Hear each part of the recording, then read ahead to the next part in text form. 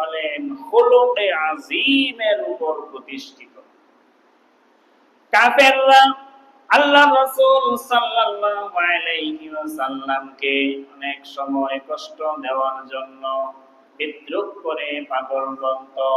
আল্লাহ রাব্বুল আলামিন রাসূল আকরাম সাল্লাল্লাহু আলাইহি ওয়াসাল্লামকে সান্ত্বনা দিয়েছেন, আমার হাবিব আপনি হলেন সুমহান খুলুকে আযীমের উপর আপনি প্রতিষ্ঠিত। এই সার্টিফিকেট আমি আল্লাহ আপনাকে দিলাম। আপনি পাগল নন, আপনি খুলুকে আযীমের উপর প্রতিষ্ঠিত। অতএব আমার দুশমন কাফেররা যে আপনাকে পাগল বলে, এই কারণে আপনি কষ্ট অনুভব করেন না। আমি আল্লাহ আপনাকে সার্টিফিকেট দিচ্ছি, আপনি পাগল নন, আপনি খুলুকে আযীমের উপর প্রতিষ্ঠিত। আপনি খুলুকে আযীম এর অর্থ হলো খুলুকুন আযীমুন, এর অর্থ হলো সুমহান চরিত্রের অধিকারী, সুমহান চরিত্রের গুণে গুণান্বিত, খুলুকে আযীমের গুণে গুণান্বিত হলেন আপনি। ভাইয়েরা আমার, এখানে খুলুকুন শব্দের অর্থ হলো চরিত্র, স্বভাব, আর আযীম শব্দের অর্থ হলো সুমহান। খুলুকে আযীম সুমহান স্বভাব, সুমহান চরিত্রের গুণে আপনি গুণান্বিত। আল্লাহ রাসূল সাল্লাল্লাহু আলাইহি ওয়াসাল্লাম সুমহান চরিত্রের অধিকারী ছিলেন, আল্লাহ তাআলা সার্টিফিকেট দিয়েছেন। ভাইয়েরা আমার, এখানে আযীম শব্দ ব্যবহার করা হয়েছে। এই আযীম শব্দটি আমরা নামাজের মধ্যেও পড়ি। আমরা বলি রুকুতে যখন যাই, সুবহানা রাব্বিয়াল আযীম। কমপক্ষে আমরা 3 বার বলি রুকুতে যখন যাই সুবহানা। সুবহানা শব্দের অর্থ হলো যে সুবহানা আমি রব্বিয়াল আযীম। রব্বিয়াল আযীম মানে মহান, আমার মহান প্রতিপালকের পবিত্রতা আমি ঘোষণা করছি। সুবহানা রাব্বিয়াল আযীম, আমার সুমহান প্রতিপালকের পবিত্রতা আমি ঘোষণা করতেছি, আল্লাহ তাআলার পবিত্রতা ঘোষণা করতেছি। এখানে আযীম আল্লাহ তাআলার একটা গুণ এখানে বলা হয়েছে। রব্বিল আযীম, আল্লাহ তাআলা আযীম। সিজদার মধ্যে বলি সুবহানা রাব্বিয়াল আ'লা। যাই হোক, রুকুয়ে এখানে আযীম শব্দটাকে আল্লাহ তাআলার গুণ বলা হয়েছে। আমরা বলি আযীম আল্লাহ তাআলার গুণ একটি। এই যেটা আল্লাহ তাআলা হলেন আযীম, সেই আযীম শব্দ দিয়ে আল্লাহ রাসূল সাল্লাল্লাহু আলাইহি ওয়াসাল্লামের গুণ আল্লাহ তাআলা বর্ণনা করেছেন। তাহলে আল্লাহ তাআলা কত বড়, আযীম। এরকম আল্লাহ তাআলা আল্লাহ তাআলার যেরকম কুদরতের জ্ঞানের সীমা পরিসীমা নাই, এরকম আল্লাহ রাসূল সাল্লাল্লাহু আলাইহি ওয়াসাল্লামের চরিত্র যে কত সুমহান, এইটারও কোনো আন্দাজের মানুষ কল্পনাও করতে পারবে না। এত কল্পনার আন্দাজেরও অনেক ঊর্ধ্বে আল্লাহ রাসূল সাল্লাল্লাহু আলাইহি ওয়াসাল্লামের স্বভাব চরিত্র, এত উন্নত যা মানুষ কল্পনাও করতে পারবে না। যেরকম আল্লাহ তাআলা কুদরত কল্পনা করে শেষ করতে পারবে না, আল্লাহ রাসূল সাল্লাল্লাহু আলাইহি ওয়াসাল্লামের সুমহান চরিত্র বর্ণনা করে মানুষ শেষ করতে পারবে না। অনুরূপভাবে এই আযীম শব্দটি আল্লাহ তাআলা আরশের সাথেও সম্পৃক্ত আল্লাহ তাআলার আরশ এর বর্ণনা, আরশেরও একটা গুণ আরশিল আযীম। হাসবিয়াল্লাহু লা ইলাহা ইল্লা হুয়া আলাইহি তাওয়াক্কালতু ওয়া হুয়া রাব্বুল আরশিল আযীম। কোরআনের একটি আয়াত, এই আয়াতের অর্থ হলো হাসবিয়াল্লাহু, আমার জন্য আল্লাহ তাআলাই যথেষ্ট, লা ইলাহা ইল্লা হুয়া, আল্লাহ তাআলা ব্যতীত কোনো আইনদাতা নেই, কোনো বিধানদাতা নেই, আল্লাহ তাআলা ব্যতীত কোনো উপাস্য নেই, লা ইলাহা ইল্লাহু আলাইহি তাওয়াক্কালতু, সেই আল্লাহ তাআলার উপর আমি ভরসা করলাম, আলাইহি তাওয়াক্কালতু, আল্লাহ তাআলার উপর ভরসা করলাম, ওয়া হুয়া রাব্বুল আরশিল আযীম, আর ওই আল্লাহ হলেন রব্বুল আরশিল আযীম, আরশে আযীমের মালিক। আল্লাহ তাআলা আরশে আযীমের মালিক। এই যে আরশে আযীম, রব্বুল আরশিল আযীম, এখানে আল্লাহ তাআলার আরশের সাথেও আযীম শব্দটা ব্যবহার করা হয়েছে। মানে আযীম শব্দটার মহত্ব আপনাদেরকে আমি বোঝানোর চেষ্টা করতেছি, যে আযীম, এই আরশের সাথে আযীম শব্দ ব্যবহার হয়েছে, যে আরশিল আযীম, মহান আরশের মালিক আল্লাহ। একটা দোয়া আছে, আল্লাহর রাসূল সাল্লাল্লাহু আলাইহি ওয়াসাল্লাম কোন অসুস্থ ব্যক্তিকে যদি দেখতে যাইতেন, অসুস্থ ব্যক্তির পাশে বসে আল্লাহর রাসূল সাল্লাল্লাহু আলাইহি ওয়াসাল্লাম অসুস্থ ব্যক্তির শরীরে হাত বুলিয়ে একটা দোয়া পড়তেন। হাদিসের মধ্যে এসেছে, সেই দোয়াটি নবীজির জবান মোবারকের থেকে নিঃসৃত দোয়া।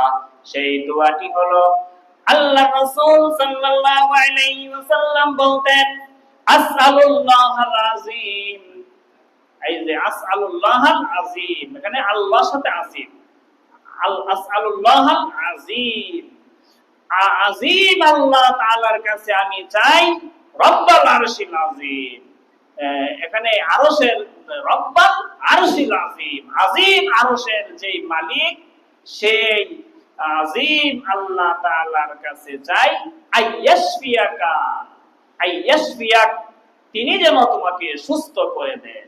সুবহানাল্লাহ। মানে এই দোয়াটা নবীজি পড়তেন।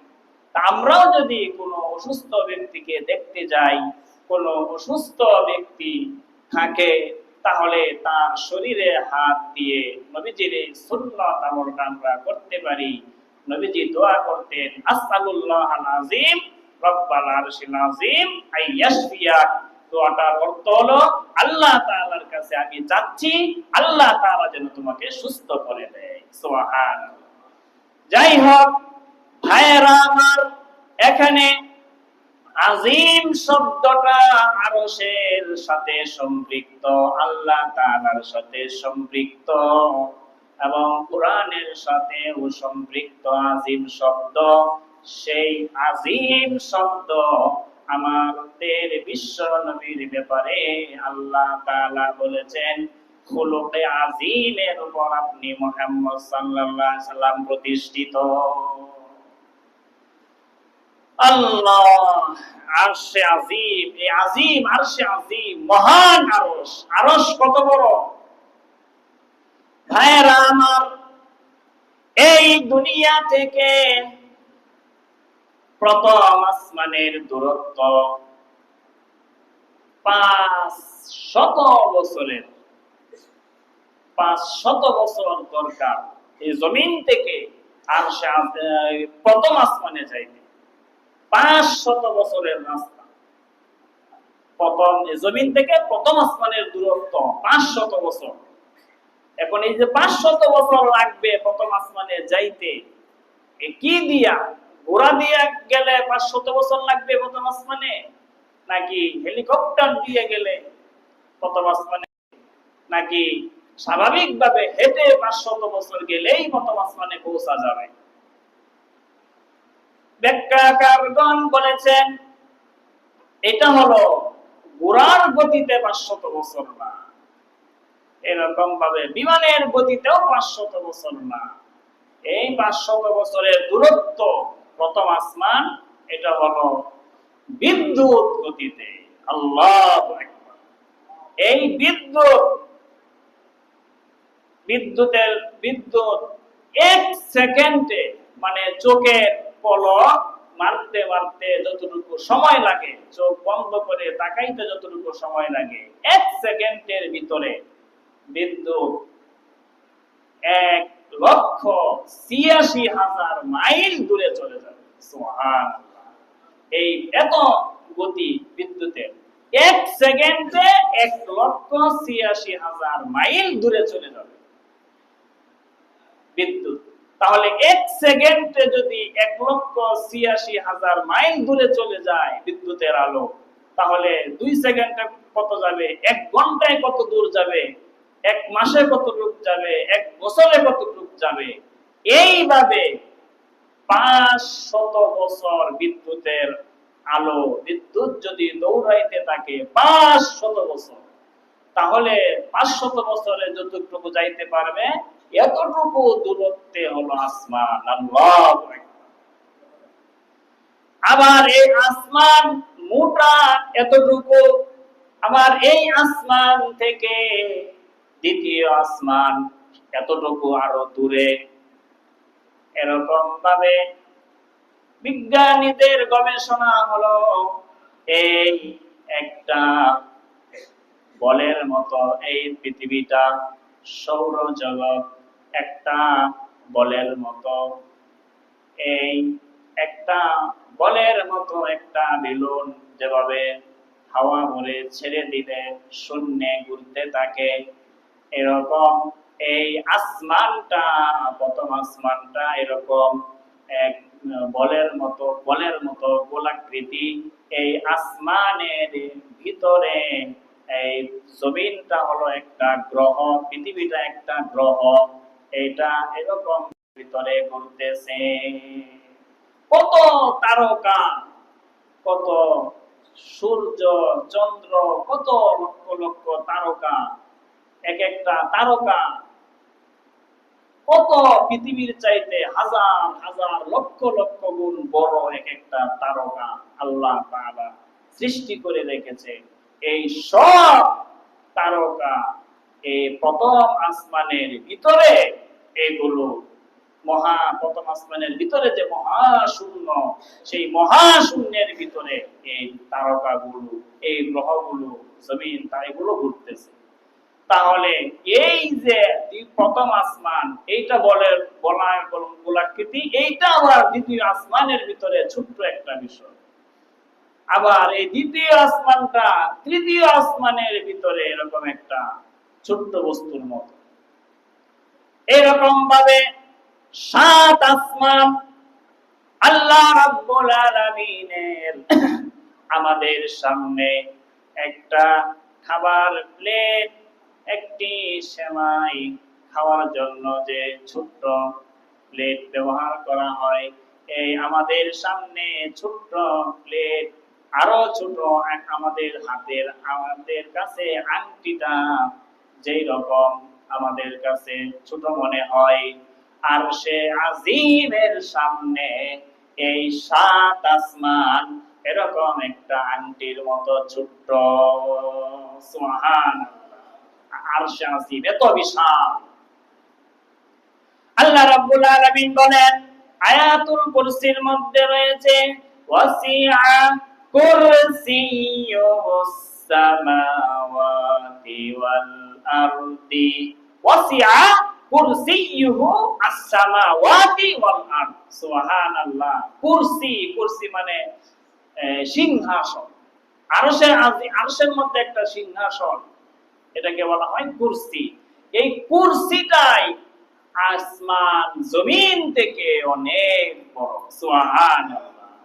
আর ওই আরশে আজিম ওইটা তো আরো অনেক বিশাল।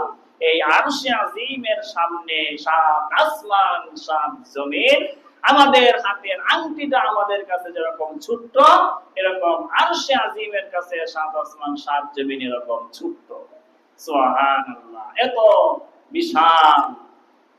যাই হোক ভাইয়েরা আমার, আমরা মনে মনে ভাবতে পারি একজন মানুষকে দুনিয়ার চাইতে বড় একটা জান্নাত আল্লাহ তাআলা দিবেন।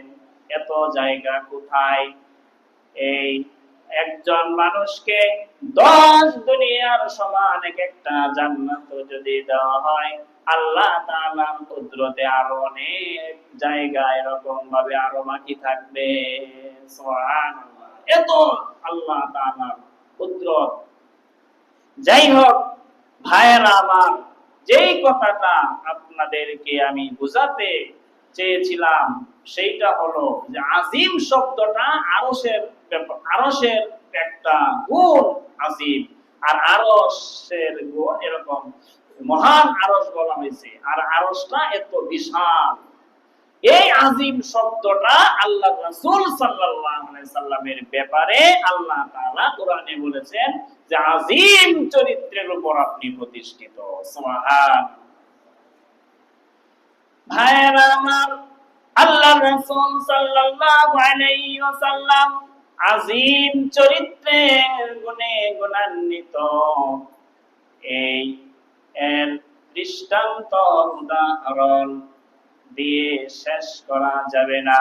রাসূল আকরাম সাল্লাল্লাহু আলাইহি ওয়াসাল্লামের সুমহান চরিত্রের ছোট্ট একটি ঘটনা আপনাদের সামনে উপস্থাপন করছি।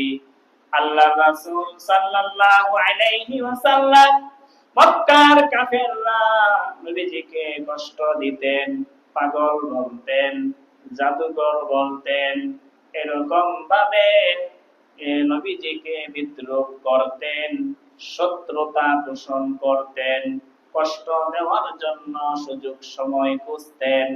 তারপরেও মক্কার কাফেররা নিজেদের কোনো সঞ্চয় যদি হয়তো কিছু সঞ্চয় তারা করতে পারত, এইগুলো জমা রাখার জন্য শেষমেশ নবীজিকেই তারা পছন্দ করত। টাকা পয়সা একজনের কাছে রাখলে সে দিবে না, কিন্তু নবীদের কাছে রাখলে এই আমানতের খেয়ানত হবে না, এটা কাফেররা শত্রু ভাবত, কষ্ট দিত, তারপরেও তাদের মনে এই বিশ্বাস ছিল যে আল্লাহ রাসূল সাল্লাল্লাহু আলাইহি সাল্লাম আমানতের খেয়ানত করবেন না তিনি কখনো। এইভাবে কাফেররা নবীজির কাছে আমানত রাখত। আল্লাহ রাসূল সাল্লাল্লাহু আলাইহি ওয়াসাল্লামকে হত্যা করার জন্য মক্কার বিভিন্ন গোত্রের বিভিন্ন যুবক, শক্তিশালী যুবকেরা, বিভিন্ন গোত্রের বিভিন্ন যুবক, অনেকগুলো মানুষ নবীজির বাড়ি ঘেরাও করে অপেক্ষা করতেছে। রাত্রে নবীজির বাড়ি ঘেরাও করে রেখেছে। ভোরের আলো উদ্ভাসিত হলে নবীজিকে তারা হত্যা করে দিবে, বাড়ি ঘেরাও করে রেখেছে। আল্লাহ তাআলা নবীজিকে জানিয়ে দিলেন, আমার হাবিব, আমার বন্ধু, মক্কার কাফেররা আবু জাহেল আপনার বাড়ি ঘিরে রেখেছে। সূর্যের আলো উদ্ভাসিত হলে তারা আপনাকে হত্যা করবে। আপনি হিজরত করে মদিনায় চলে যান। রাসূল আকরাম সাল্লাল্লাহু আলাইহি ওয়াসাল্লাম আলী রাদিয়াল্লাহু তাআলা আনহুকে বললেন, আলী, আমি হিজরত করার হুকুম হয়েছে, আমি হিজরত করে মদিনায় চলে যাব। মক্কার অনেক মানুষ আমার কাছে টাকা পয়সা স্বর্ণ রৌপ্য আমানত রেখেছে, এবং প্রত্যেকটার সাথে কার কোন এরকম ভাবে থলে এটা লেখা ছিল। আলী রাদিয়াল্লাহু তাআলা আনহুকে জিম্মাদারি দিলেন, আমি মদিনায় চলে যাচ্ছি হিজরত করে,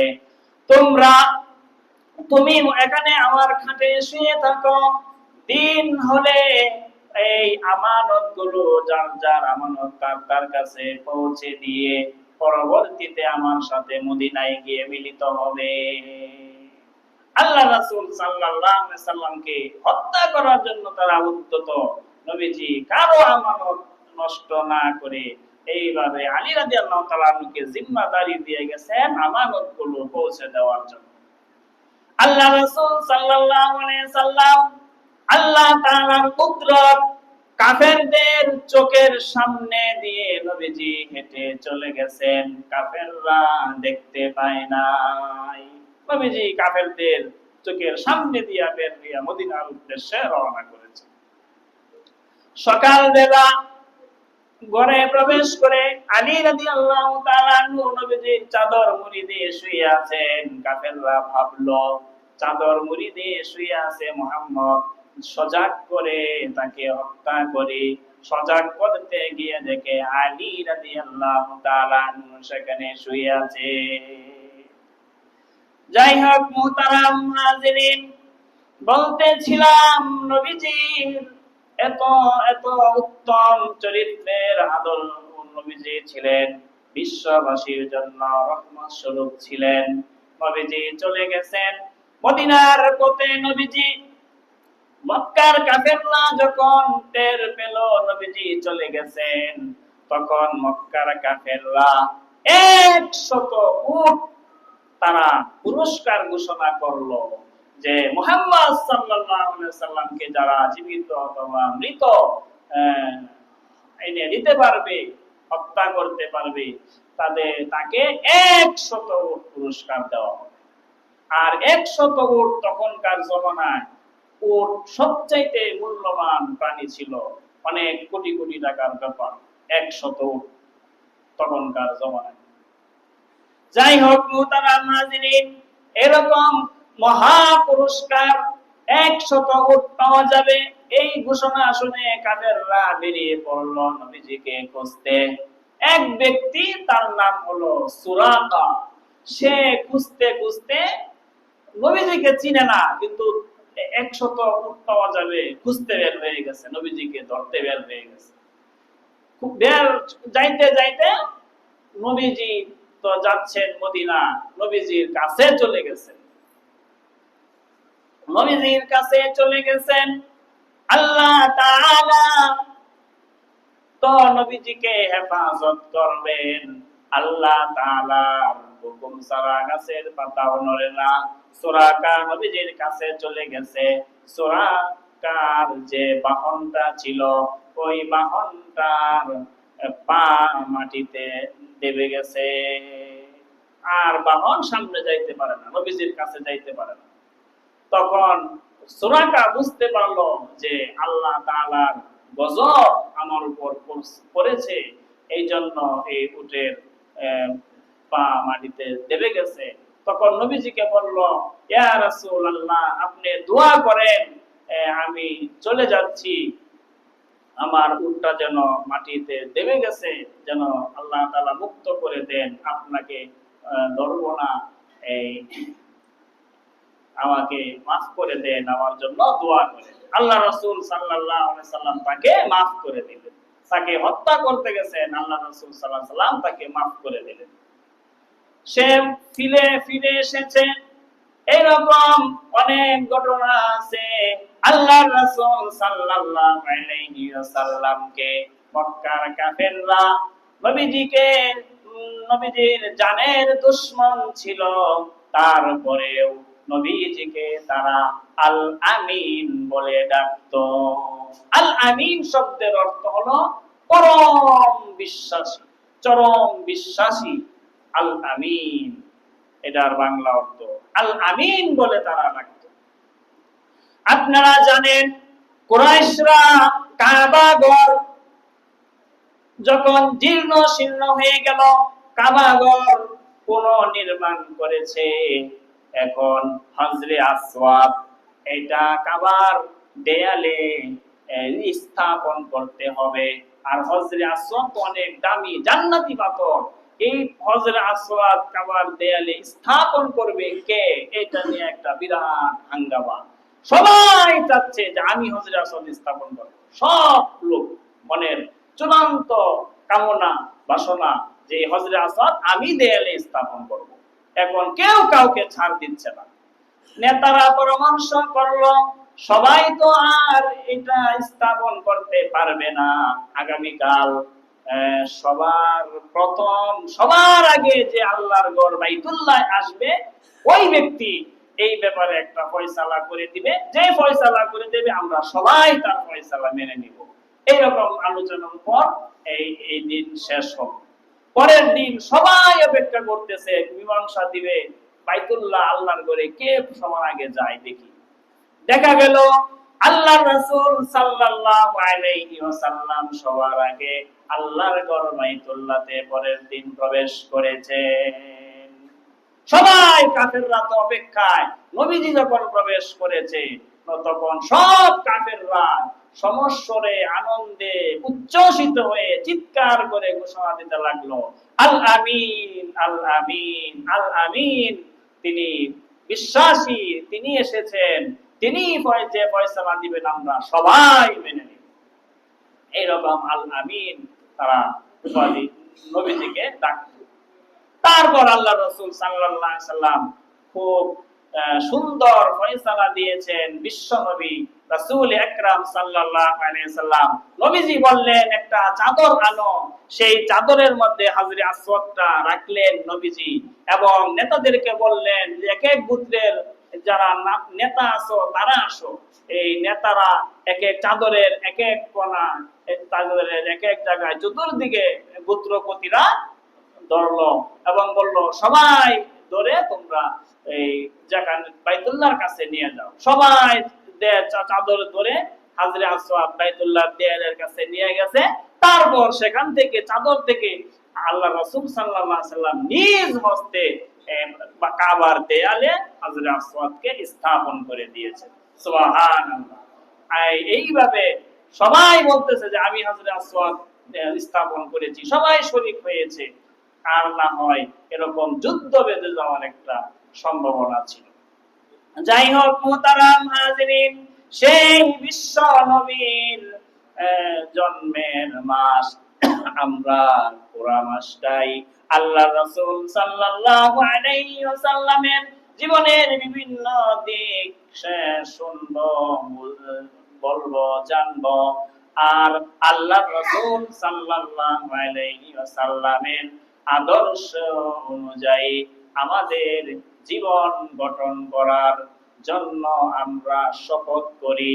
আল্লাহ রাসূল সাল্লাল্লাহু আলাইহি ওয়াসাল্লামের আদর্শ মধ্যেই রয়েছে দুনিয়ার শান্তি, আখিরাতের শান্তি।